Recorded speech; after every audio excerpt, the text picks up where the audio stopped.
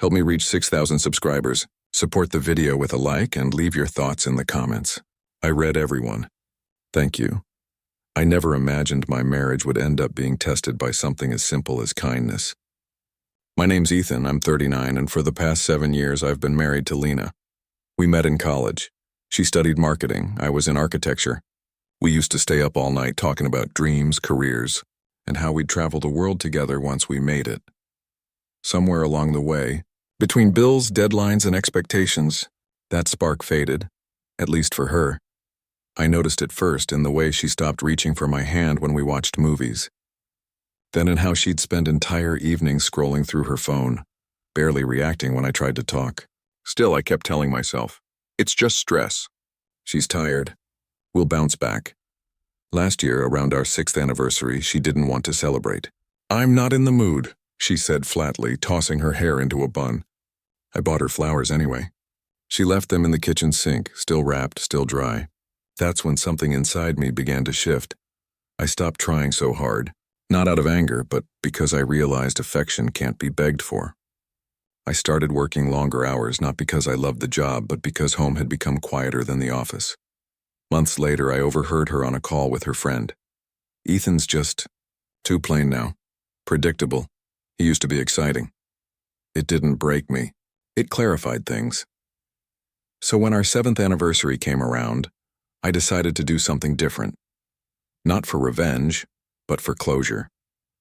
I planned a dinner, made reservations at the same restaurant where we'd had our first date, a small Italian place downtown, candlelight, old jazz playing softly. I didn't tell her about it. I just said, dress nice, we're going out tonight. She looked suspicious. You actually remembered? She asked, almost laughing. I did, I said simply. I also invited someone. Her eyebrow arched instantly. Invited someone?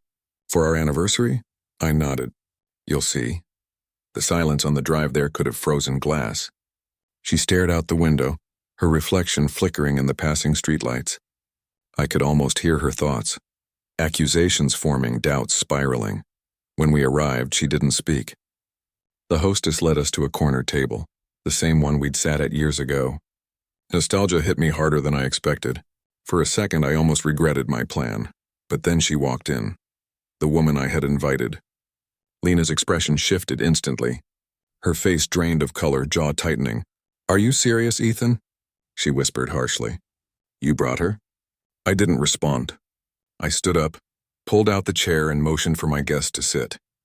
The woman smiled kindly. Calm, graceful, dressed in modest beige and a warm cardigan. Lena's voice rose. You actually brought another woman to our anniversary dinner? Heads turned from nearby tables. I waited for her to finish before I spoke. Lena, I said quietly. This is Margaret. Her confusion was instant. Who the hell is Margaret? I sat down, folded my hands, and met her eyes. She's the woman who raised me when my mother died. My foster mom. The color drained from Lena's cheeks. She opened her mouth, but no sound came out. Margaret smiled faintly, reaching across to touch my arm. He told me so much about you, dear, she said softly. He said he wanted me to finally meet the woman who made him believe in love again. The table went silent. Lena's shoulders sank slightly, shame flickering across her face. I leaned back, watching her expression shift from fury to realization. You thought I'd embarrass you, I said evenly. You thought I'd make a scene.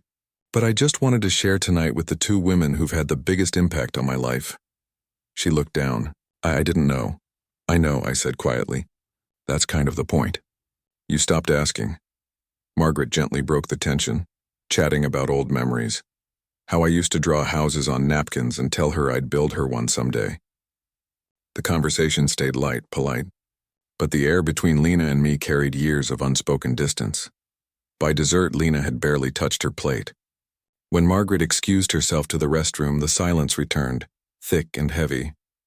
Lena finally whispered, You think I'm awful, don't you? I looked at her, my tone calm but honest. I think we stopped being us a long time ago. She sighed, her eyes glistening. You really planned all this? Just to prove I don't listen anymore? I shook my head. No. I planned it to remind myself what respect looks like, and what it feels like when it's missing. When Margaret returned to the table, She sensed the tension but said nothing. She had that quiet wisdom about her, the kind that doesn't need to fill silence to make a point. We finished our meal politely, exchanged goodbyes outside the restaurant, and I hugged her a little longer than usual.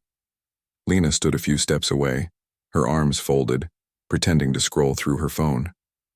She didn't say goodbye to Margaret. Not even a smile. The drive home was wordless.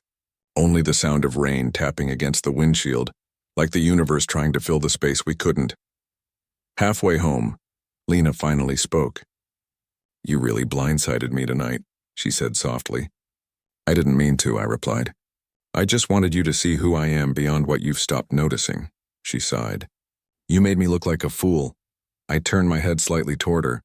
"No, Lena, you made yourself look like one the moment you assumed the worst of me."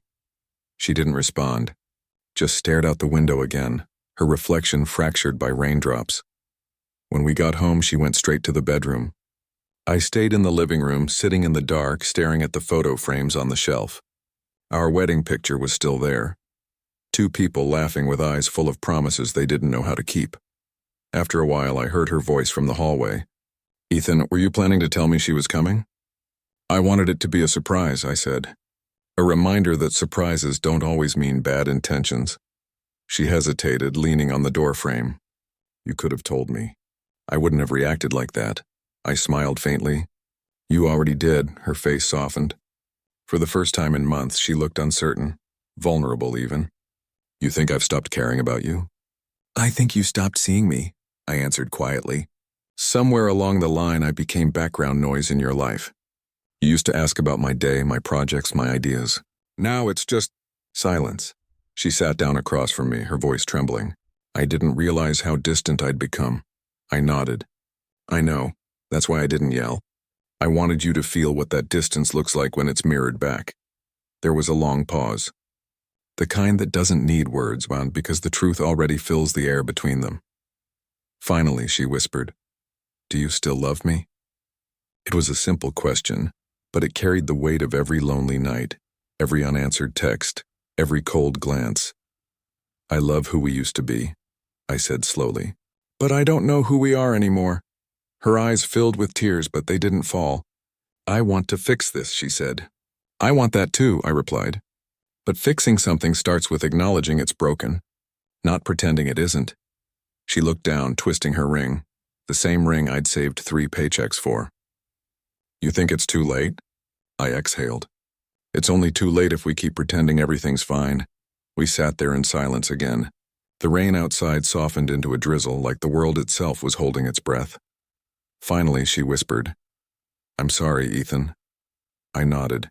"I know you are, but sorry isn't the same as change." That night, we didn't sleep in the same bed, not because of anger, but because the truth had built a wall that couldn't be climbed in a single night. In the following weeks, Lena tried. She started showing up again, texting me during the day, asking about my projects, cooking my favorite meals. It wasn't perfect, but it was something. And for a while, I believed maybe we'd find our way back, but one evening, I came home early from work and found her on the phone again. Her tone was the same, detached, cold, rehearsed. "He's being nice again," she said. "Maybe it's just guilt." I didn't wait to hear more. I walked quietly to the closet, pulled out my overnight bag, and packed. When she saw me, her face turned pale. "Ethan, wait, what are you doing?" "I'm giving you what you wanted," I said calmly. "Space." She started crying. "You can't just leave." We were getting better. I paused by the door. "No, Lena, you were performing better. There's a difference." I left the house that night without slamming the door. No anger, no dramatic goodbye. Just silence, the kind that comes when you've finally made peace with the truth. A week later, I called Margaret. She didn't ask what happened. She just said, "We're proud of you, son. Some endings aren't failures, they're freedom." And she was right, because sometimes the loudest moment in a relationship isn't the screaming. It's the silence that follows when both people finally understand it's over. And in that silence, I found something I hadn't felt in years: peace.